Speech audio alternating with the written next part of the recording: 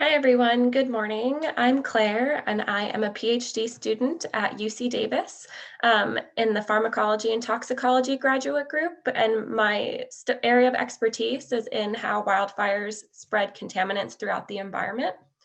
So next slide, please.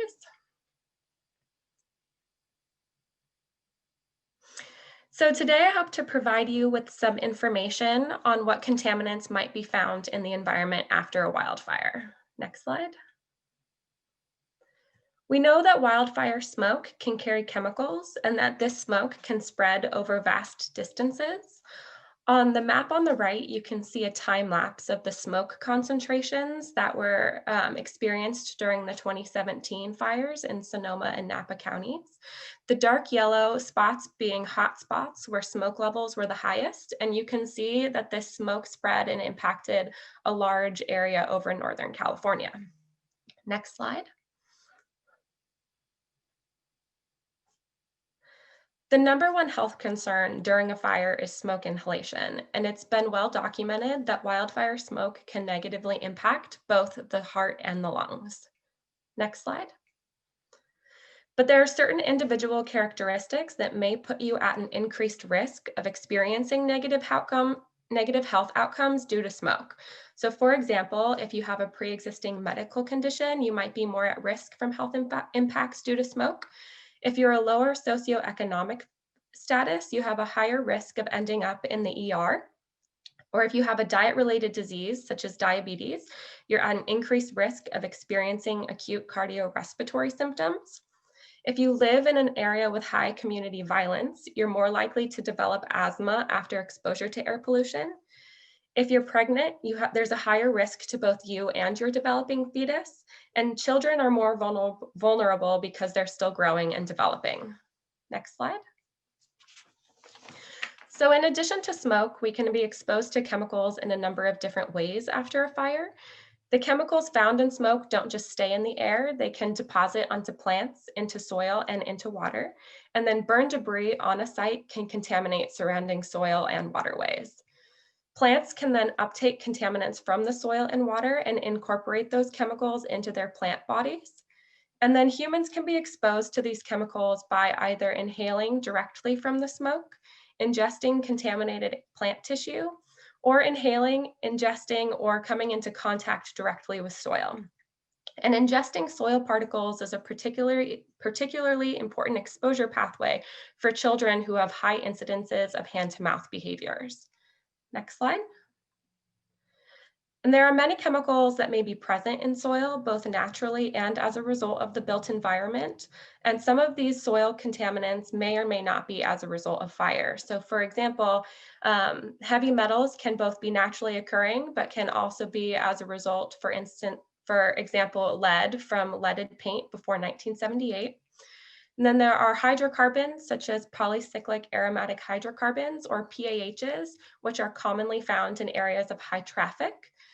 Dioxins, furans, and other similar chemicals, which may be produced during burning of waste or in incineration. Pesticides from use in residential, commercial, and agricultural areas, and then also petroleum products. Next slide. And after a fire, there are some chemicals that may be elevated in soils, such as heavy metals, polycyclic aromatic hydrocarbons, the dioxins and furans, and benzene, because most of these chemicals can be produced when organic material burns or burning of plastics, electronics, or other household materials. Next slide. And we're concerned about these chemicals because they can cause a variety of health effects in people. So many of them can be carcinogenic. They can disrupt the immune system. They can disrupt our hormone or our endocrine systems. They can cause reproductive harm in both males and females, and they can cause liver and kidney toxicity. And in children in particularly, they can impact brain development, behavior, and then calcium uptake, which impacts growth and dental health. Next slide. And children are more at risk from these chemical exposures, especially in soils, because of how they interact with their environment. So children tend to put things in their mouths frequently, such as toys that may touch the ground, or they may actually just ingest handfuls of soil itself. Pregnant women are also more at risk because some of these chemicals can cross the placenta. And then people with chronic illnesses or social and economic hardship may be more vulnerable to health impacts from chemical exposures. Next slide. Additionally, children are more at risk because of the age group that has the greatest contributor to lifetime cancer risk is those who are 0 to 2 years old. So about 2/3 of your lifetime cancer risk is attributable to exposures that you had during this time period. Next slide. However, it's very important to note that the risks associated with soil and air quality represent only a small portion of the overall physical environmental quality and conditions that impact health. So you can see that the physical environment only makes up 10% of the totality of factors that shape the health of a population.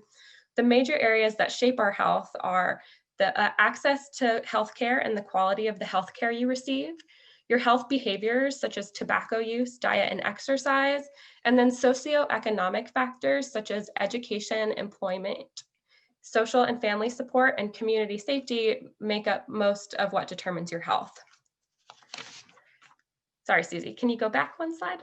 So it's not that chemical exposures are unimportant because we're all exposed to chemicals in our day-to-day lives, but we may be exposed to different levels of these chemicals depending on where and how we live. So the main question we ask is after you're exposed, who's more likely to get sick?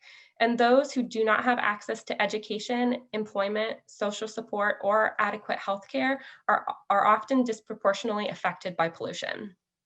Next slide. So when we look at what chemicals are unsafe in soils, heavy metals are typically used as a marker of soil contamination because some of the other chemicals I mentioned earlier, such as dioxins, can be very difficult and costly to measure. And then the US EPA and the California's Office of Environmental Health Hazard Assessment, or OEHA, will set soil screening levels for some of these chemicals, which are often used as initial cleanup goals. And they set a safety threshold where exposure to a chemical at a given concentration will result in no more than one case of cancer in 1 million people over a 70-year life period. And then in California in particularly, we have Proposition 65, which is a ballot initiative that provides a warning to California residents about exposures to chemicals that may cause cancer, birth defects, or other reproductive harm. And they set a safety threshold that identifies a level of exposure that results in no more than one case of cancer in 1,000 individuals, 100,000, individuals over a 70-year life period. But it's important to note that individual counties and cities may have also set their own individual cleanup goals. Next slide. So just in summary, wildfire can distribute chemicals throughout the environment, but whether or not you experience a health outcome because of your exposure to these chemicals is dependent on a number of factors. The first one being how toxic is the chemical? So is it toxic to you only at a very low dose, or does it take a very high amount of the chemical to have you experience a health outcome? How persistent is that chemical both in the environment and in your body? Do you get rid of it quickly? How long are you exposed to that chemical? So are you chronically exposed for more than 3 months, or is an acute exposure, which lasts typically less than 24 hours? And then most importantly is really your personal context. So these are things that are personal to you, such as age, whether or not you have a chronic illness, what your health behaviors are, and other socioeconomic factors.